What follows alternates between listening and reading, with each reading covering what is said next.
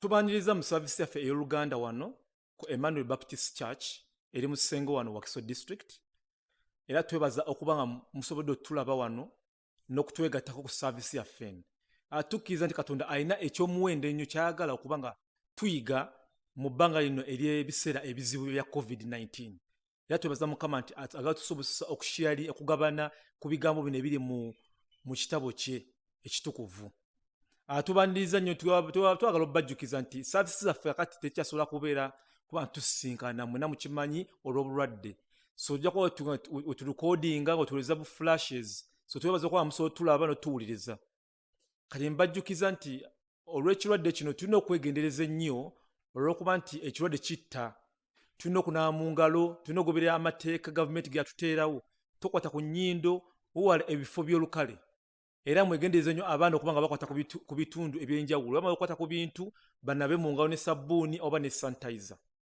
Twagala okubajjukiza nti oba nga oyita mu buzibu bonna bonna osobola okuweereza okusabako nitukusabirako twagala kumanya oli otya gy'oli tukusabireko n'obuzibu bonna bw'okola ki bw'oyitamu. So n'olwekyo tulina WhatsApp page yaffe gye bayita Emmanuel Baptist Church. Osobola okuweerezayo okusabako nitukusabirako. Oba osobola okuweereza message ku nnamba z'abakulembeze baffe ku church wano. Era kitukola bulungi naffe twagala okutegeera otambuza otya obulamu gy'oli. Amiina. Akati olwokuba tuyita mu bizibu eby'enjawulo ne challenges ez'enjawulo, kansabe mu ssaala Mukama gy'annuŋŋamizza olwaleero. Yesu Mukama tukimanyi nti waliyo obuzibu bwonna mu maka eyo, emmere efuuse ekizibu, emmere ebuze, emirimu twafiirwa emirimu tukimanyi yonna gye tuli, abaana tulina bangi ewaka era nga tusaba Mukama atuluŋŋamye era yonna gye tuli asobole obbafuula nga bali bize, asobole n'obbakuuma mu kirwadde kino kye tulaba ekitta. Naye tukimanyi nti Mukama nti ng'otujjukiza mu biwandiiko byo ebiri mu kitabo kya Matayo mu ssuula y'omukaaga olunyiri 26 ng'otujjukiza nti mulabe ennyonyi eziri mu bbanga ezo ezitasiga era tezikungula era tezikuŋŋaanyiririza mu mawanika, naye Mukama oyo ali mu ggulu, Mukama waffe ali mu ggulu ow'ekitiibwa aziriisa ezo. N'olwekyo taasobola ffe tetuli okusinga ba mugaso nnyo okusingawo, era ansi affe gyagamba nti ye Mukama asobola okukola n'okusinga. Olaba asobola okuliisa ebinyonyi ebitasiga oluffe abantu. So okusinziira mu kigambo kya Mukama ekiri mu kitabo ekitukuvu tumanyi nti Mukama akola mu bantu abakkiriza. Tumanyi mu buzibu bwe tuyita Mukama ajja tukolera nga wakoledde ebinyonyi bino Mukama tebisiga n'ebisobola okulya buli kanaku. Mukama ajja tuliisa, ajja tuwonya zino endwadde zonna ze tuyitamu, ajja tuwonya stress gye tuyitamu ennaku zino. Ye Mukama yamanyi kye tufiiringa kyonna mu mitima gyaffe. Era byonna nga mbisa mu linnya erya Yesu. Amiina. Kakati nga tugenda mu kuwuliriza ekigambo kya Mukama, mbadde nsaba nti tusobole okuyita mu kayimba kano akawakitiibwa, bakayita wakitiibwa aka Brian Lubega, tusobole okufumitiriza ku bigambo ebiri mu luyimba luno nga wetwetegekera ekigambo ekiri awali pastor waffe Joseph agenda okituyisaamu olwaleero.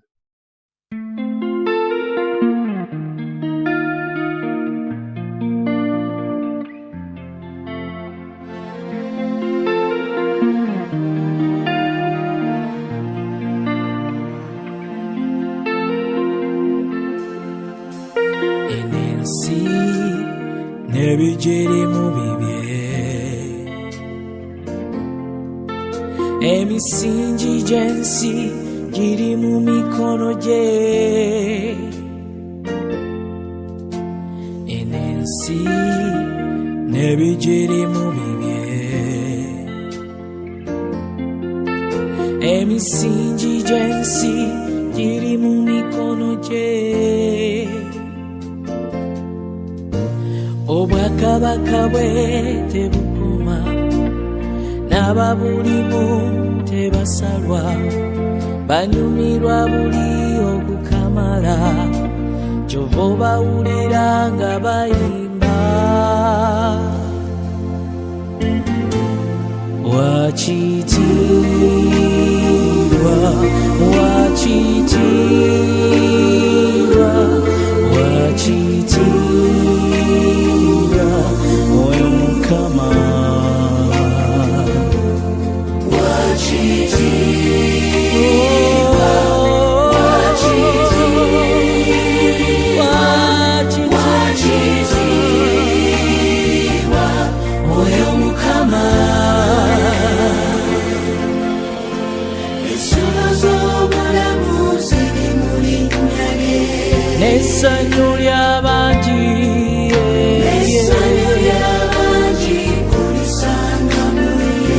atulamuza kisa bwe tusaba natusonyiwa tuli baana mukwagala kungi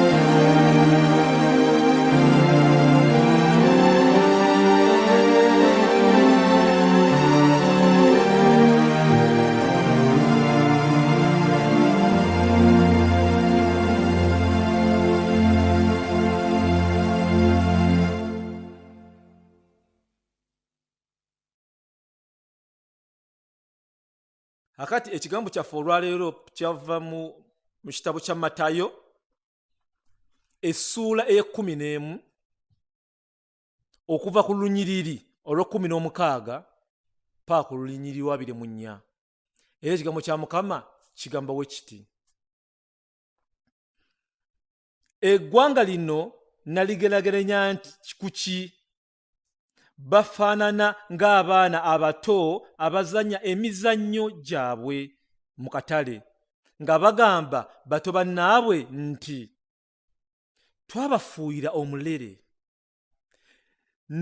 ne mutazina ne tuyimba oluyimba olukukungubaga ne mutakungubaga kubanga Yokaana eyali talya wadde kunywa yajja ne mugamba nti aliko dayimooni. Omwana w'omuntu bwe yajja ng'alya era ng'anywa ne boogera nti wa mululu, muntu munywi era mukwano gw'abasolooza b'omusolo n'aboonoonyi babeeramu, so nga amagezi geeragira mu bikolwa. Yesu n'anenya nnyo ebibuga mmwe yakolera ebyamagero ebisinga obungi kubanga tebeenenya. Zikusanze gwe Kolazini, zikusanze gwe Besayida kubanga ebyamagero bye nakolera mu mmwe singa nabikolera mu Turo ne mu Sidoni, bandibadde beenenya dda nga bali mu bikukutu n'evvu ku mitwe gyabwe. Ddala ddala Turo ne Sidoni biriyisibwa bulungiko okusinga mmwe ku lunaku olwo kusalirako omusango. Naawe Kaperunawumu, newankubadde nga wagulumizibwa okutuuka eggulu gye likoma, naye oliserengesebwa wansi amagombe, kubanga ebyamagero eby'ekitalo ebya Sodomu kyandibadde kikyaliwo n'eleero. Ddala ddala Sodomu kigenda kuyisibwa bulungiko okusinga ggwe ku lunaku olw'okusalira omusango. Twagala okwebaza Mukama olw'ekigambo ekyo. Kale njagala ntwala akakisa kano okuyaniriza omusumba waffe Joseph Matovu atuyamba otuyisiza mu kigambo kino kibuulira tukitegeere. Twebaza Mukama olw'ekigambo kino. Amiina. Abooluganda mbalamusiza eyo yonna gye musinzira okutulaba oba okutuwuliriza wano ku saavisi yaffe eya Menoyo Baptist Church. Kanyongere okwebaza muganda wange Bashir atusomedde obulungi era atukulembedde mu saavisi yaffe paka kati. Ngenda kubuulira okuva Matayo bwe yatusomedde, naye nga sinabuulira kansooke nsabe Mukama atukulembere. Mukama tumanyi nti ekigambo kyo kiramu era kisala. Tusaba Mukama okozese omwoyo wo okutulambika mu kigambo kyo, tubeere beesigwa mu kyo, okola ekyo Mukama ky'otwagaza mu Yesu. Mukama leka kisembeze mu kumukkiriza n'okukola ekyo ky'otwagaza mu ye. Mu linnya lya Yesu nsabye, amiina. Leero tugenda kweyongerayo nga tutunula mu kitabo kya Matayo okuva mu ssuula e11 okuva ku lunyiriri 16 paka ku 24. Naye nga bwe tuba tutandika wano, tutandika n'ekibuuzo Yesu kye yasooka okwebuuza ku bantu obw'omulembe gwe yalimu. Agamba bw'ati, eggwanga lino n'aligeraageranya ku ki?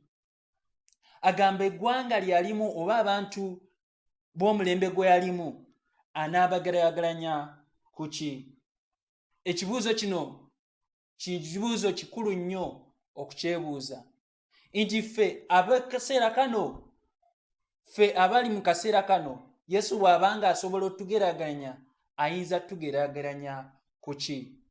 Oba gwe ali ku Emmanuel Baptist Church oba mpuliriza kati, Yesu ayinza kugeraageranya ku ki? Kyekibuuzo ekyabuuza leero, ng'abuuza ku bantu ab'omu kiseera ekyo, mu kiseera kye yali abuuliramu, oba mu kiseera ye ne Yokaana kye baali babuuliramu. Yabuuza ekibuuzo kino nga kyekuusa ku ngeri gye baali bayisizzaamu oba gye baali bazzeemu ku ngeri obuweereza bwa Yokaana n'obwa Yesu kye bwali gye bali. Naffe nabwe tutyo tulina okwebuuza ng'obuweereza bw'enjiri bugenda mu maaso mu biseera byaffe, Yesu ayinza tugeraageranya ku ki? Bw'ati Yesu bw'agamba bafaanana ng'abaana abato abazannya emizannyo gyabwe mu katale, nga bagamba abato bannaabwe nti, twabafuuyira omulere ne mutazina, ne tubayimbira oluyimba olw'okukungubaga ne mutakungubaga. Gamba bageraganya ng'abaana abataagala na kuzannya na bannaabwe bulungi, abaana bano bazannya emizannyo nga bw'olaba abaana bwe bazannya emizannyo, ne basalawo katusanye omuzannyo gw'embaga. Ne bassaawo pasita, ne bassaawo omugole, omusajja n'omukyala, n'abo abazze ku mbaga. So nabo ne batandika okuyimba oluyimba olw'embaga, ne bafuuwa omulere. Naye bannaabwe abato abalala ne bataagala kuzannya nabo, ne bagamba tetujja bizannyo ebyo, ne batazina. Ne betagatta mu kujaganya wamu ne bannaabwe nga bazannya. So bano bannaabwe ne bagamba, kale bwe baba nga tebazannye bwe batyo, tebakkiriza kuzannya, osanga bwe tunaabazannyisa olumbe, osanga banaazannya wamu naffe. So ne bajjawo eby'embaga, ne bagamba, tukyalina pasita, tulina n'abakungubazi, tulina n'afudde, oba tugambe ne famire y'abafudde, kale katuzannye ogwo. Ne batandika ne bazannya ne bannaabwe, ne bayimba oluyimba olw'ennaku olw'okukungubaga. Naye era bannaabwe ne beeyisa bubi nga tebaagala kuzannya nabo. Ne bagamba, nedda, tetujja kuzannya nammwe, tetujja kukungubaga, kuzannya bya kukungubaga. So tewali kiyinza kusanyusa bano abaana abataagala kuzannya bulungi na bannaabwe. Olw'embaga bagaanye okuzannya, olw'okukungubaga nabo bagaanye okuluzannya. Nabwe kityo Yesu agamba abantu b'omulembe oba ab'eggwanga lyalimu oba omulembe guno gwe yalimu baalinga bano abaana.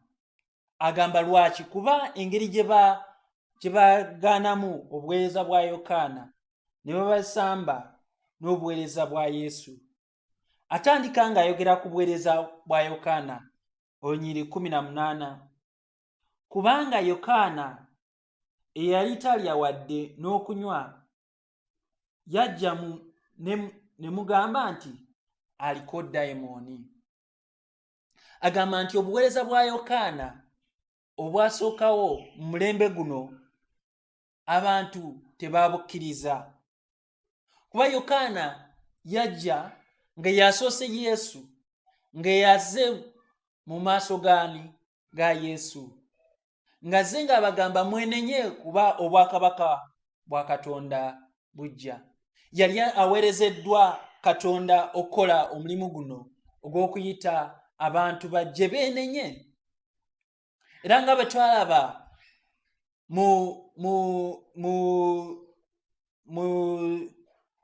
kubuulira okuwedde, Yokaana yali muntu ateerya ntama, yali tatiiririra muntu, ng'era asobola okugamba newankubadde ng'oli kabaka, oli muntu kika ki kyonna, yali asobola okugamba ebibi byo. Nabwe kityo kye lwaki mu kaseera kano Yesu wawandiikira bino oba wayogerera bino, yali mu kkomera. Ng'ani amututteyo? Kabaka Kerode yali amututte ng'amusudde mu kkomera, olw'okuba nti yali agambye muganda wa Kerode omwami nti omukyala gwe yali alina yali amuyina bukyamu mu bwonoonyi, kuba oyo yali mukyala wa muntu mulala. Nabwe kityo n'asuulibwa mu kkomera. Obuweereza obw'okugamba abantu bajje beenenye ebibi bwalinga obuweereza obw'okukungubaga, ng'obuweereza buno bubayita bakungubagire ebibi byabwe beenenye badde eri Mukama, kuba obwakabaka bwe bwali bujja. Obuweereza bwalinganga obwa nabbi Eriya obwali mu ddungu, nga Yokaana ono awandiikibwako, Yokaana omubatiza ono awandiikibwako nga ali mu ddungu ng'alya mubisi gwa njuki, nga obulamu bwalimu nga si bwakwesiima nnyo oba bwa lubalaato oba bwa kujaganya nnyo, wano bayibuli emugambako nti yali tanywa yadde okulya. Tekitegeeza nti yali tanywa yadde wabula kyekitegeeza nti yali teyeegattira mu kunywa okunywa oba okulya ng'olinganga ali ku kijjulo ekya pate oba ekyokujaganya. Nabwe kityo bamuyita aliko dayimooni. Obuweereza bwe lwakuba bwali bugamba abantu beenenye, naye olw'okuba nti baali tebakisiimye ne bagamba Yokaana obwo obuweereza bwe oba enjiri gy'atubuulira si ye enjiri gye twetaaga. Lwaki atunenya? Lwaki atuyita ababi? Nabwe kityo katunaffe katumutuume oyo omusajja Yokaana aliko dayimooni. Ne bagaana obuweereza bwe newankubadde nga bwali buva ewa Katonda. Oba n'obwa Yesu nabwo omulembe guno gwabugaana. Abasinga obungi mu mulembe guno baabugaana. Olunyiriri 19 agamba bw'ati: Omwana w'omuntu bwe yajja ng'alya ng'era anywa, ne boogera nti wa mululu, muntu munywi era mukwano gw'abasolooza b'omusolo aboonoonyi. Yesu bwe yajja, omwana w'omuntu, naye ne bamwogerera amafuukuule kuba obuweereza bwe baali tebabusiima. Balinganga abaana bano boogambye nti tebalina kiyinza basanyusa. Wali baali banenya gundi ku lw'enjiri ey'okwenenya, ne Yesu wano bamunenya nti atabagana na buli muntu n'abo bennyini be balowooza nti boonoonye ng'abasolooza b'omusolo mu kiseera ekyo. Bw'otunulanga omu ku bo y'omuwandiisi w'ekitabo kino ekya Matayo. Matayo awandiikibwako mu kitabo kino nga y'omu ku abo Yesu nga yali musolooza wa misolo era nga yamanyiddwa ng'omwonoonyi, kuba aboonoonyi b'ekiseera ekyo abaasingayo obukuukutivu be baali abasolooza b'omusolo. Yali nga abalibwa ng'omwonoonyi, naye Yesu n'ajja ewaka we ng'akuŋŋaanyiza n'abasolooza abalala b'omusolo, n'atabagana nabo, n'alya wamu nabo. Nga lwaki yakikola ekyo? Kuba Yesu ye yajja okunoonya abo ababuze abalokole, ababi abalina ebibi byabwe, abategedde ebibi byabwe ajje abalokole. Ate nga kolwekyo kyali kintu kya kwesiima, kintu kya kujaganya olw'ekisa Katonda kye yali alaga abantu okuyita mu Yesu, ng'amutaddewo ng'omwana gw'endiga gwanalokoleramu abantu okuva mu bibi byabwe. So nabwe kityo obuweereza buno abantu b'omulembe ogwo ogwa Yesu nankadde nga baali bannaddiini tebaakyagala. Lwaki? Kuba baali bamanyi nti singa Yesu abadde agamba nti ye mwana wa Katonda, yantegedde nti abo abasajja tetubaagalira ddala be boonoonyi abasinga, nga tebasiima ekyo Yesu kye yali akola eky'okukyusa aboonoonyi, okubakyusa emitima gyabwe. Yesu yekka yasobola okukyusa emitima gy'aboonoonyi. Nabwe kityo bano abasajja ab'omulembe guno tebaakisanyukira ekyo, nga baagala aboonoonyi babolonyezebwe mu kifo ky'okujaganya lwakuba ekisa kyali kibalaze, ate nga baali bagenda kukyuka ne batakikola ekyo. Nzirayo ku kibuuzo kyayinza okubuuza, oba Yesu singa ajja mu mulembe gwaffe, ki kyayinza otugeraageranyako? Ayinza otugeraageranya ng'abo abali mu buweereza obw'enjiri oba abawuliza obuweereza bw'enjiri naye ne tubwesamba, kubanga enjiri etugamba nti tuli boonoonyi abeetaaga omulokozi, ne tugamba nti ng'etuyita okwenenya, ne tugamba nti ebyokwenenya si byaffe, ffe twagala bino we tuwaanibwa, we tugambirwa nti tufune ebintu twegaggawaze enjiri eyo tuyinza okukola ki ogigumira naye enjiri etugamba nti twenenye ebibi byaffe twesige Yesu tetusobola gyesiga. Oba oli awo kankugereze nga musumba oba omuntu omu ku kanisa nga ze n'akulaga nti muganda wange engeri gy'otambulamu wano ne wali erabika si nnungi, bwe ndaba emikwano gy'okutte oba engeri gy'otabaganamu n'abantu oba engeri gy'okwatamu ebintu ndaba nga tesanyusa Mukama. Oba agamba olugambo olwo lw'otambuza n'oyonoona omuntu wano ne wali, ekyo Yesu takikola ki? Takisiima. Weenenye ebibi byo n'ogamba nti munnange ebyo by'oŋŋamba sijja biwuliriza, ze saagala kukola kikwenenya, n'otandika n'omuyita amannya nti abo aba Emmanuel Baptist Church beefuula abatuukirivu ennyo, beefuula kino na kiri, tetubaagalira ddala. N'ogamba olw'okuba nti omuntu agambye ng'enjiri bw'egamba nti ebibi byo wandisaanye obyenenya, n'ogamba nedda sijja bawuliriza, kambasuula ettale, seetaaga bye muŋŋamba. Oba teebereza ng'oyo omuntu yennyini gw'omanyi ng'omubi ku kikyalo kyaffe ekya Ssenge oba eyo yonna gy'obeera, nga omuntu tugamba abadde akuyisa obubi, abadde akuyisa akubba ku kyalo oba akuvumaavuma oba akulaga obusungu, nga wandiyagadde abonerezebwe, naye Yesu n'ajja ku lw'enjiri ya Yesu gy'awulidde tugambe mu church neyeenenya n'akyuka, oli waddembe okugamba nti oba oyinza okwegatta n'abo abasanyukira nti omwonoonyi ono yeenenye n'akyuka n'adda ewa Yesu n'afuna ekisa kya Mukama ekimukoleramu okumukyusa, okwenenya n'ava mu kkubo ekyamu n'akyuka n'akola U-turn oba n'akyukira ddala n'afuuka omuntu ayeenenya ebibi bye okutambulira mu makubo amatuukirivu. Ku lw'ekyo Yesu kyamukolamu. Oyinza okisanyukira ekyo? Bano abasajja baali tebakisanyukira ab'omulembe ogwo. Weebuuze oba mu mulembe gwaffe guno wandisanyukidde?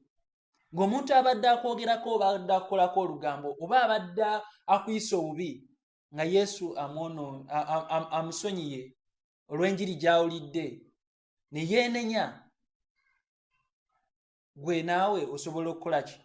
Omukkiriza nti yeenenye n'osanyuka wamu Yesu kyakola mu bulamu bw'omuntu oyo.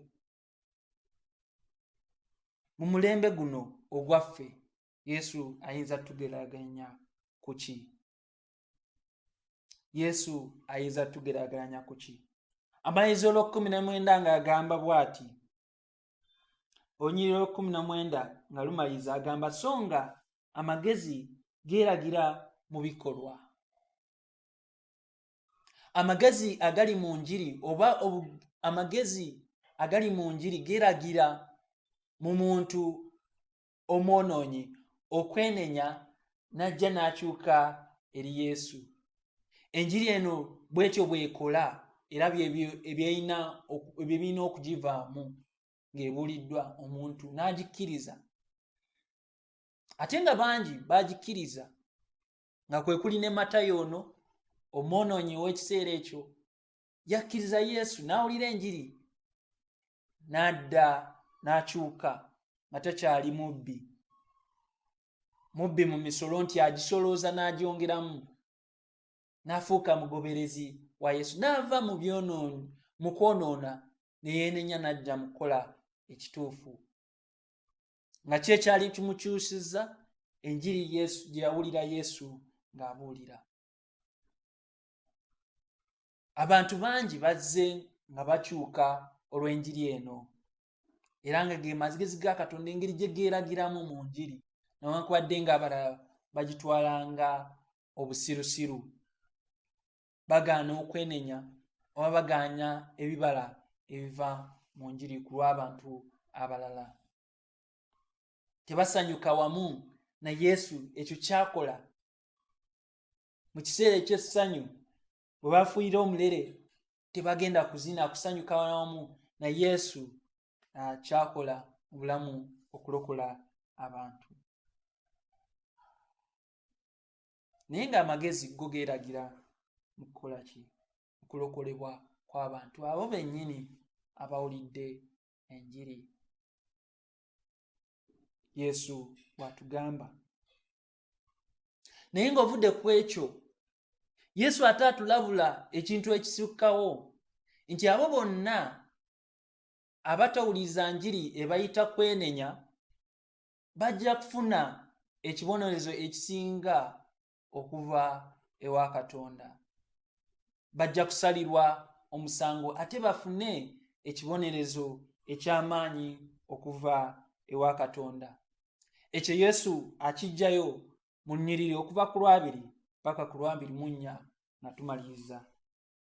Yesu agamba bw'ati, ennyiriri 2, Yesu n'anenya nnyo ebibuga mwe yakolera ebyamagero ebisinga obungi, kubanga tebeenenya. Kikyabalanga oba kikyabanenyaamu buteenenya, butakyuka kuva mu bibi byabwe ne beenenya ne badda eri Yesu abalokole. Newankubadde nga yakoleramu obuweereza bwe bungi mu bibuga bino, tebeenenya, gwe musango gw'abagirayo. N'abagirayo n'abagamba nti ebibuga ebirala Mukama bye yasalira omusango, singa baafuna obuweereza bwa Yesu bandyenenyeza era bandibadde tebasalirwa musango mu maaso ga Katonda.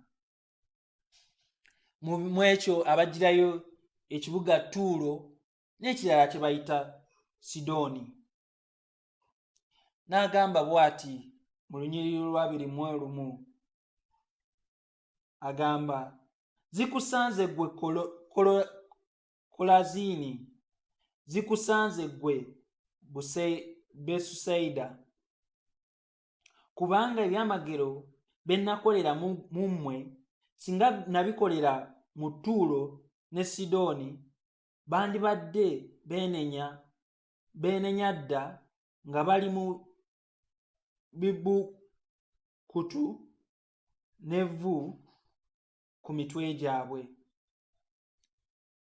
Nga bali mu bikuutu n'evvu ku mitwe gyabwe.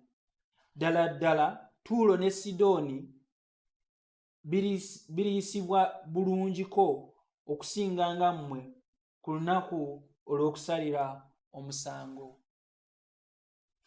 Oyinza okuba nga weebuuza ebibugo bino Tuulo ne Sidoni lwaki Yesu abyogerako? Abantu b'ebiseera abo Abayisirayiri baali bamanyi ebibuga bino Tuulo ne Sidoni, kubanga mu biseera bya Ezekieri Tuulo ne Sidoni byali ebibuga eby'aboonoonyi abateesiga Mukama, nga boonoonyi nnyo era Mukama n'abasalira omusango. Laba Mukama kyayogera mu biseera bya Ezekieri oba mu biseera bya bannabbi ab'edda ku Tuulo. Tutunule mu Ezekieri sula 28 okuva mu lunyiriri olusooka.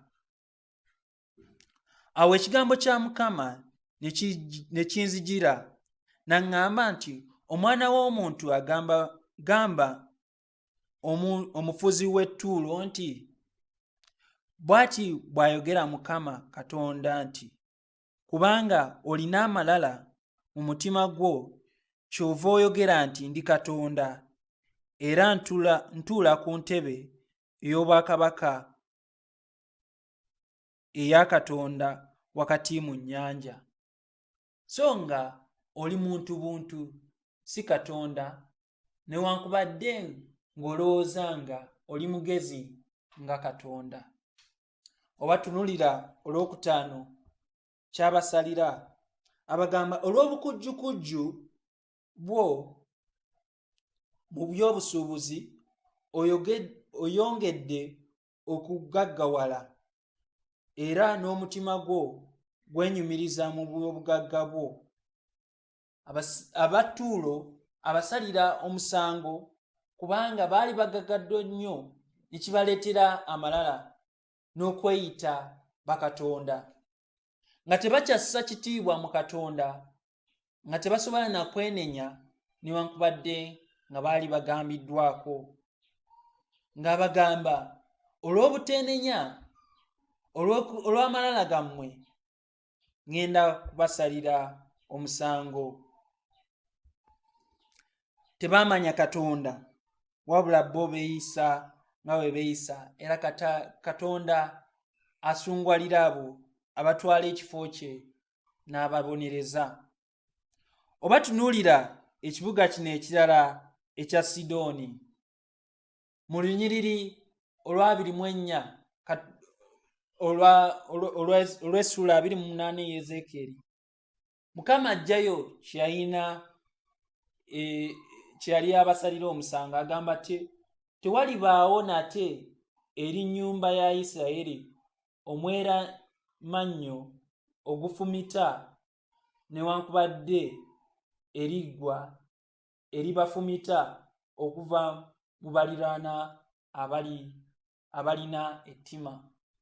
Sidoni eno yali Mukama agiranga kubeera na ttima eri abantu be, nga babayisa bubi, nga babafumita n'amaggwa oba nga babayisa obubi. So Mukama gwegwo omusango gwali alanga eri Sidoni era n'abasaanyaawo. Ne Yesu ajjayo ekyenjawulo n'agamba nti singa abantu bano abaali mu Ttuulo ne Sidoni Mukama be yasalira omusango baawulira Yesu, baafuna obuweereza bwa Yesu obubalabula okwenenya ebibi byabwe, bandibadde tebaasalirwa musango. Nabwe kityo agamba abo bonna abafunye omukisa okuwulira obuweereza bwa Yesu ne bateenenya, omusango ogenda obbasalirwa oba ekibonerezo ekigenda obbaweebwa kigenda kuba kinene n'okusinga ekya Ttuulo ne Sidoni. Oba tunula bw'ayogera ng'ageraganya Kaperunawumu ne Sodomu, agamba bw'ati, naawe Kaperunawumu newankubadde nga wagulumizibwa okutuuka eggulu gye likoma, naye oliserebengerebwa wansi emagombe. Kubanga ebyamagero eby'ekitalo ebyakolebwa mu ewuwo singa byakolebwa mu Sodomu kyandibadde kikyaliwo ne leero. Ddala ddala Sodomu kigenda kuyisibwa bulungiko okusinga gwe ku lunaku olw'okusalira omusango. Yesu anajjayo nti bw'ogeraganya Kaperunawumu gye yakola ebyamagero oba gye yaweereza omuweereza bwe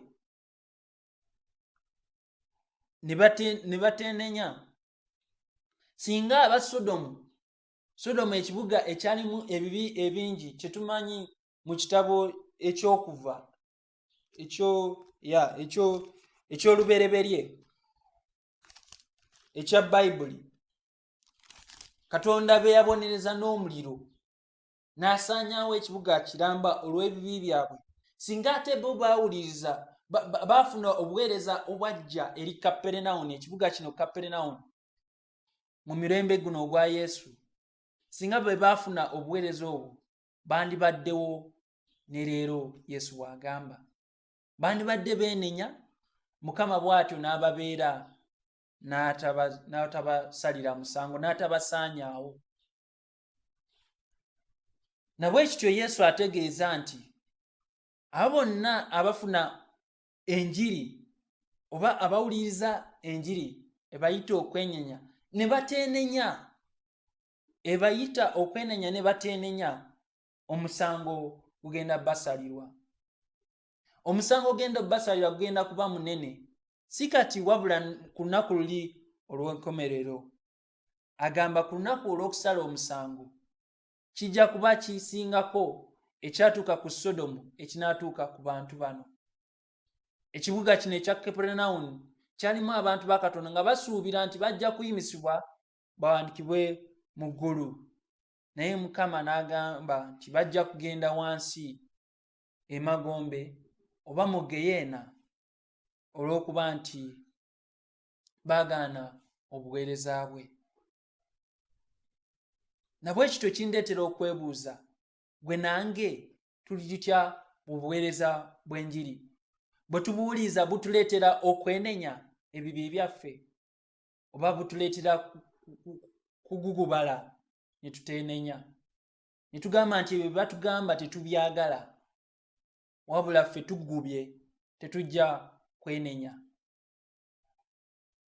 Bwe kibanga bwe kityo, Yesu agamba nti omusango guli tusalirwa ffe abali ku Emmanuel Baptist Church, ffe abali mu kiseera kino okuwuliriza enjiri naye nga tetwenenya, nga ffe twagala ebyaffe bye twagala, tweyisa bubi, tetwagala Yesu oba Mukama kyatwagaza, okwenenya ebibi byaffe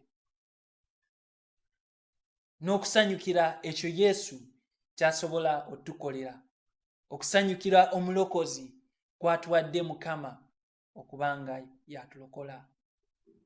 Ekiseera kiri nti enjiri egamba nti tuli boonoonyi abeetaaga omulokozi, naye amawulire ag'essanyu nti yenna eyeenenya ebibi bye n'akyuka, Yesu asobola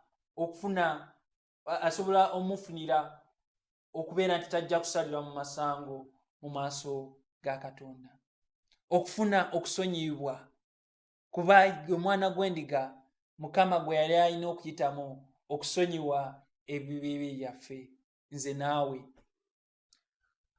Agamba nti newankubadde ng'oli mwonoonyi asingayo n'omwonoonyi asingayo, ekyassanyu kiri nti okuyita mu Yesu asobola kusonyibwa. Nabwe kityo omulembe gwaffe ffe Yesu ayinza tugeraageranya ku ki? Ayinza okugamba nti gwe amuwuliza leero weenenya oba wagugubala n'osigala mu byonoono byo, n'ogamba nti eyo enjiri togyetaaga.